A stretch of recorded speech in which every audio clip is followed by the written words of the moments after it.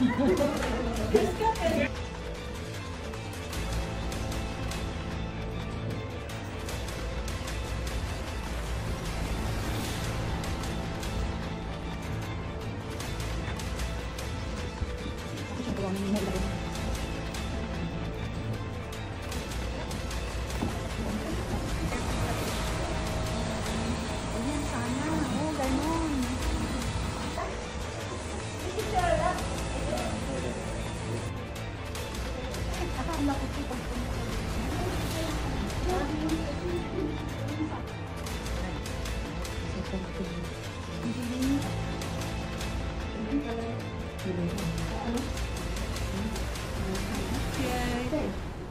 na to? Pwedeng.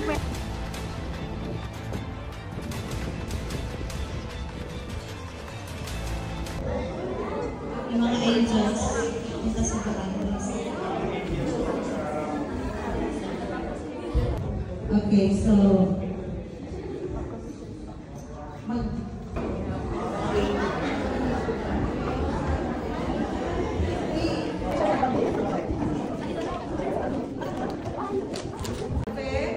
Esperanza, Navidad, Emperatriz, Elena.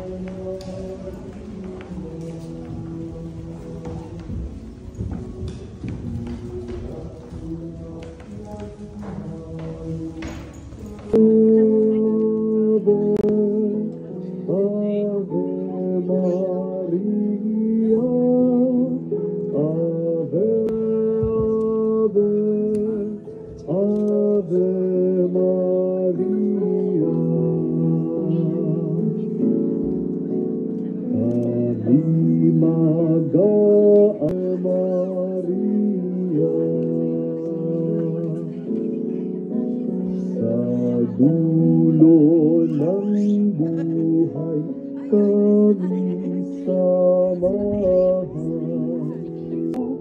Ave, Ave, Ave Maria. Ave, Ave, Ave Maria. Tradisyon, ang Flores de Mayo o Bulaklak ng Mayo. Palataya, paggalang at ang ating pagsunod sa kanya sa araw-araw ng ating buhay. Ang bawat bulaklak ay punong-puno ng dasal at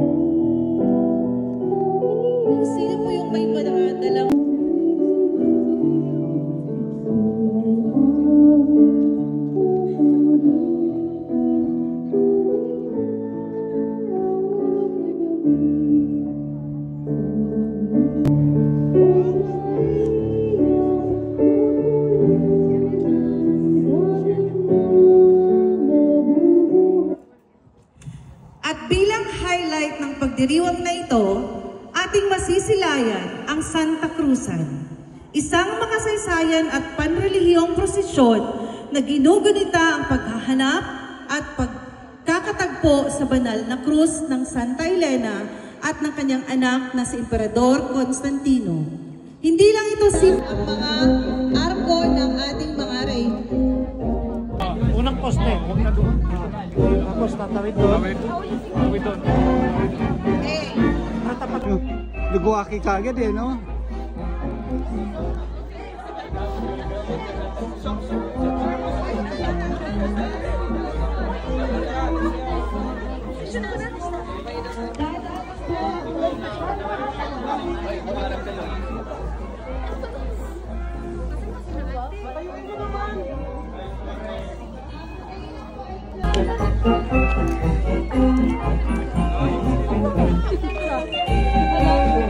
Sapo muna tayo ha, sapo.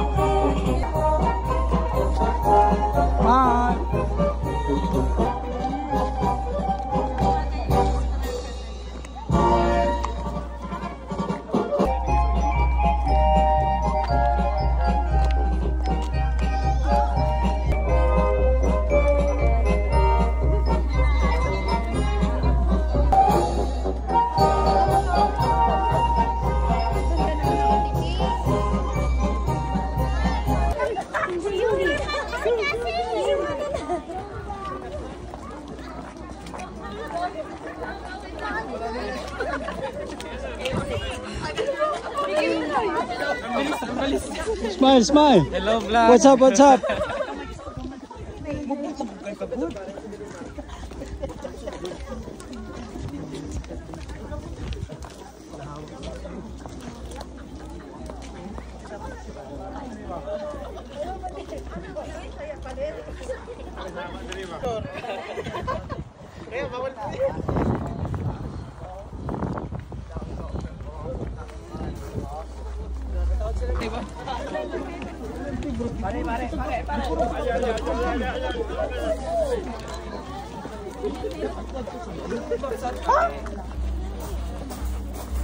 Aray ko po!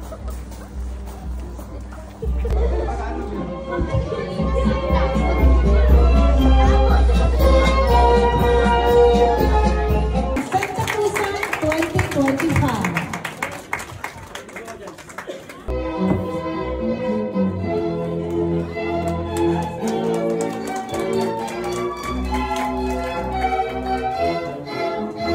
Reyna Chef.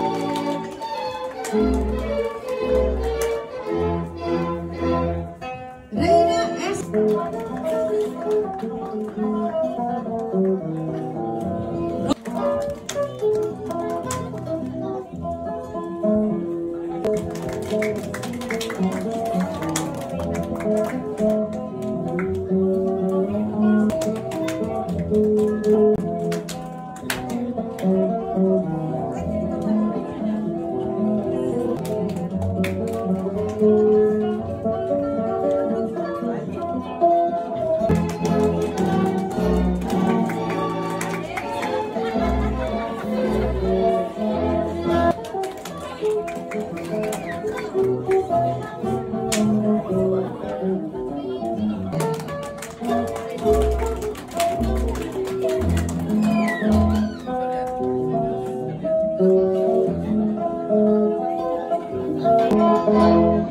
Maaari na po kayong umupo, ating mga Reynas.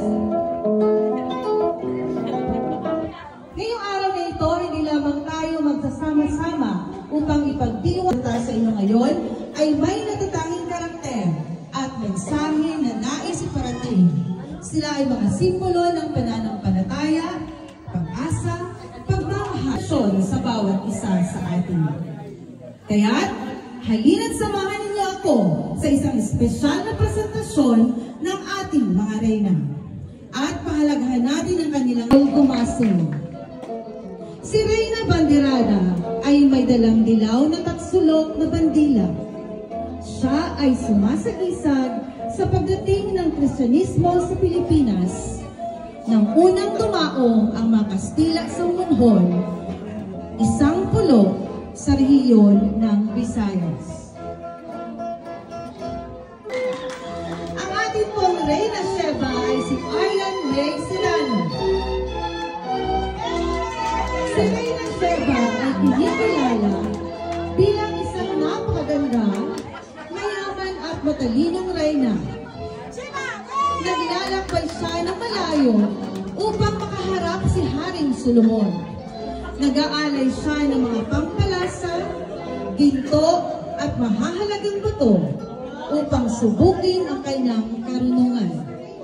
Dahil sa kanyang pagkamangha sa karunungan ni Solomon, pinuri niya ang Diyos na sinasamba ni Solomon. Bilang tugon, ipinagkaloob sa kanya ng hari ang lahat ng ninanais ng kanyang puso. Ang ating pong Reyna Esther ay si Kathleen Valdez. Ang pangalang Esther ay nangangahulugang bituin. Dahil sa kanyang kagandahan, siya ay napiling Reyna. Nang ipag-utos ni Haman, isang mataas na opisyal ni Haring Xerxes, ang pagpuksa sa lahat ng mga Hudyo.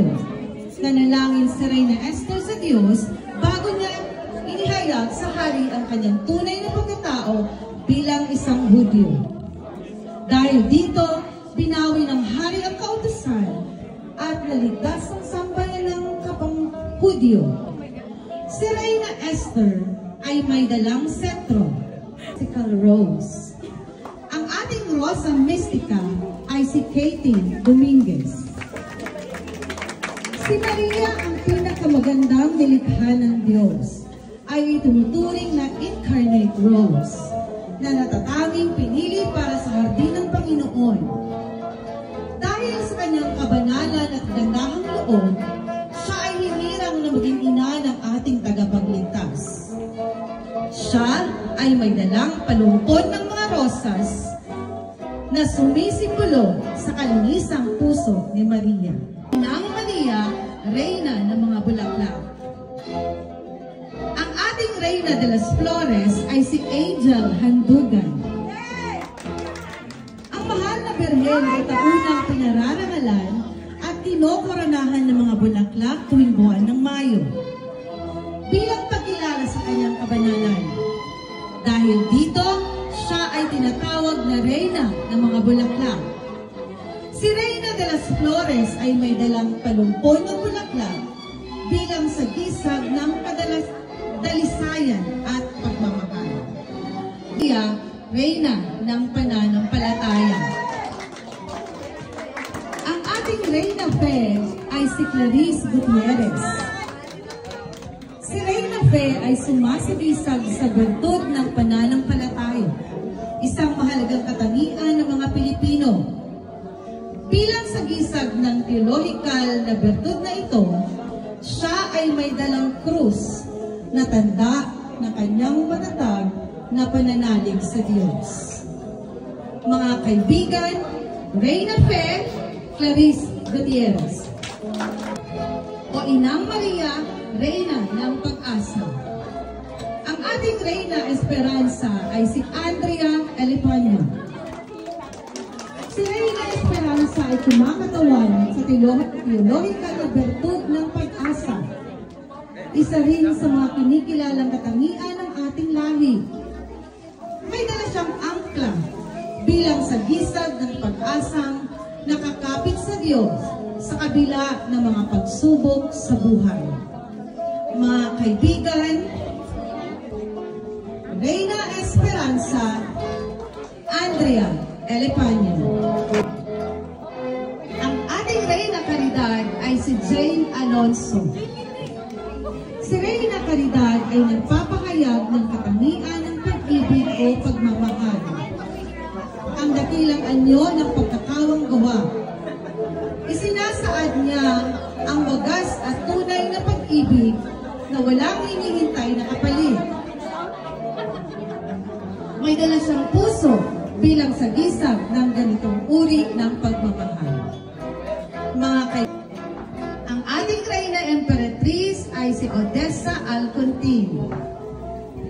Si Reyna Emperatriz ay sumasagisag kay Reyna Helena na binigyang karangalan ng titulong Augusto.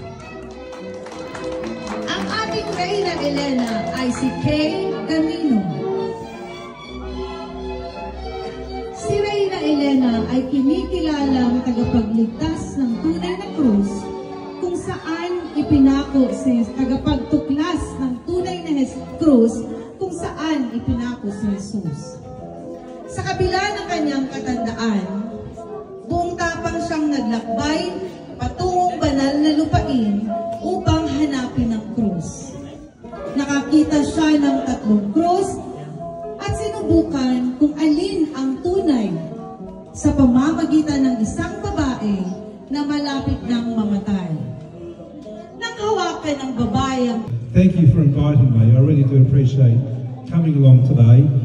I like this symbol of the anchor. When a ship is in water and it has to be safe, it puts down the anchor.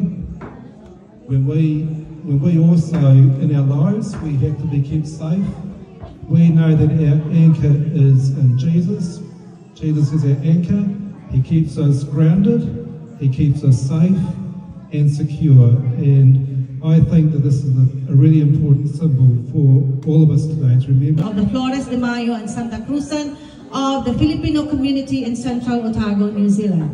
Thank you for appreciating the Holy Mass and for your inspiring presence, which uplifted the faithful and enriched the solemnity of our devotion to the Blessed Virgin Mary. Your continued dedication to nurturing our faith and Filipino heritage is truly a blessing given this 18th day of May 2025 at the Catholic Parish Hall, Cromwell, signed Elisa Amora, President. Maraming salamat po, Father Eli. Thank you so much, Father Martin. May nanalo na.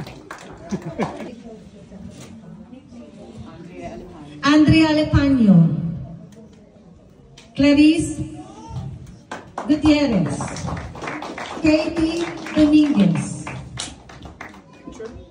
Nicole Dumasi,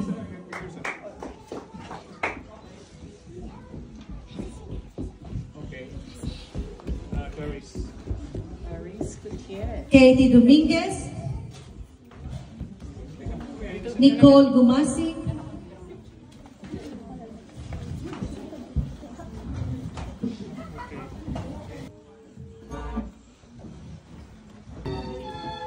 Jane Alonzo,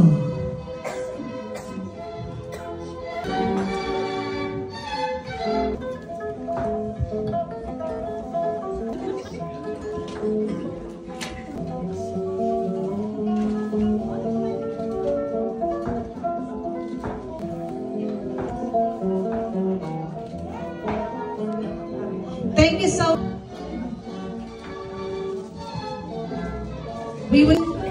We have Ate Alma lahat kay God kasi binigyan tayo ng magandang panahon. Diba? Kaninang umaga lang umulan eh. So, Lord God, thank you very much. To Father Eli, yung chaplain natin sa Filipino community sa Cromwell. Thank you, Vice President Bernardo Loyos.